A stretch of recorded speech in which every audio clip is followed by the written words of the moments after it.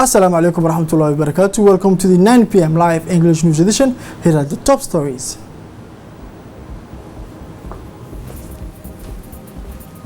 "156 new cases for today."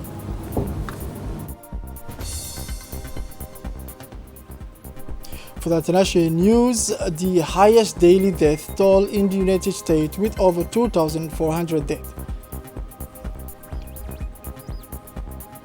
Hello, welcome again. Welcome to our newsroom for having the news in details. And now, the Secretary General of the Health Minister, Dr. Salah Banayt has made his statement this Thursday, April 16. The data of COVID-19 in our country are as follows. And he said, I quote, 494 tests were performed, 156 positive cases at COVID-19, all of them contaminated. 41 people remain under surveillance in the quarantine center. 517 patients are currently undergoing treatment in the management center. 2 persons cured. Analysis of epidemiological data indicates a positive balance, which shows that we are still in the ascending phase of the COVID-19 epidemic.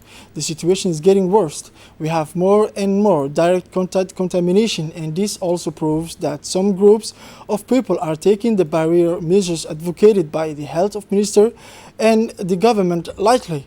On the other hand, we know that after a month's decline, COVID-19 positive cases are asymptomatic or with few clinical signs. Finally, the case report of the COVID-19 in Djibouti pandemic declined as follows. 6,430 tests were performed, 591 cases positive for COVID-19, 73 patients cured to death. Please follow all barrier measures and stay at home. Within the framework of the fight against the spread of the coronavirus pandemic, in the morning of Thursday, 16 April, the UNFD proceeded to the distribution of the living allowances granted by the First Lady, Mrs. Khadra Mahmoud Haid.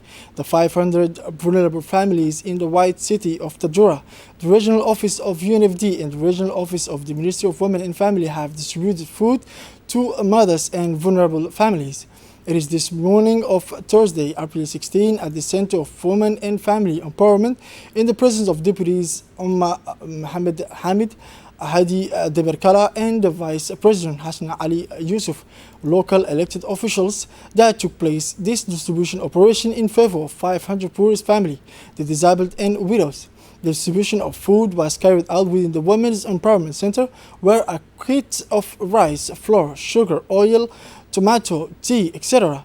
is intended to protect all vulnerable families against any risk of contamination with COVID-19. The women of the UNFD of Tadjoura joined all the beneficiaries to express their sincere thanks to the First Lady, Mrs. Khadra Mahmoud Haid, who launched this solidarity movement towards the needy Djiboutian women here and everywhere in the country.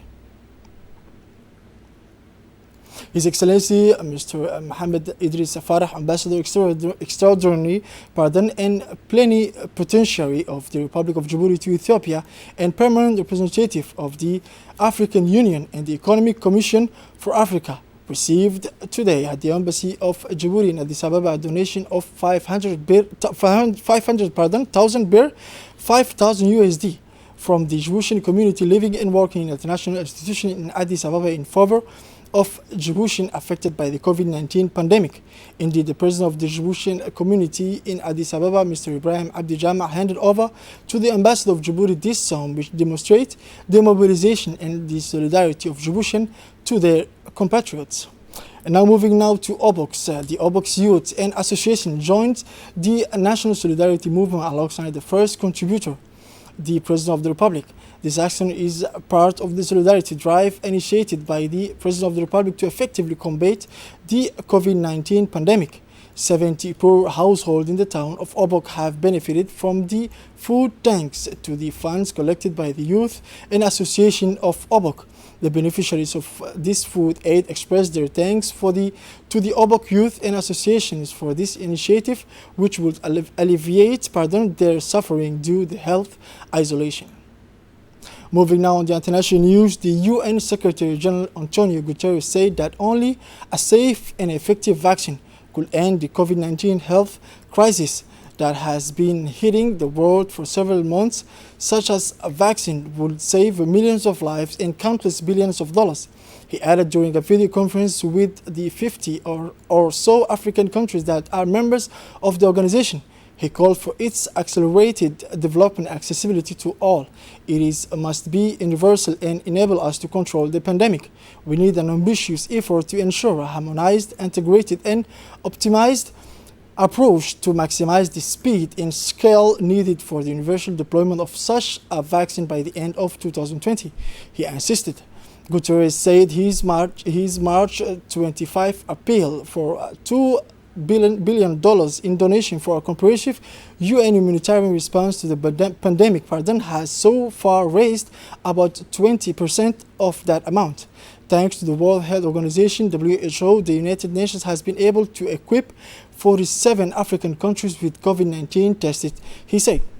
Moving now in the United States, the United States is paying the heaviest price on the planet with 28,000 and 326 people dead, swept away by the COVID-19 pandemic. Washington on Wednesday set a new dark record with more than 2,400 additional deaths in 24 hours, the largest daily death toll recorded by any country, according to the Johns Hopkins University counts. Since the end of March, the United States has had the highest number of officially reported cases, with more than 637,000 contamination diagnosed. About 3.3 million tests have been carried out in the country, according to the American president, who said the federal government had ordered hundreds of millions of pieces of protective equipment to be dispatched between the states. Nearly 17 million Americans registered for employment in just 3 weeks. Donald Trump had announced on Wednesday that the United States was going to suspend its funding from the World Health Organization between $400 and $5 million a year. The White House didn't accuse the WHO of minimizing the threat posed by COVID-19. This is it for this edition of 9 p.m. Thank you for watching us and have a wonderful night.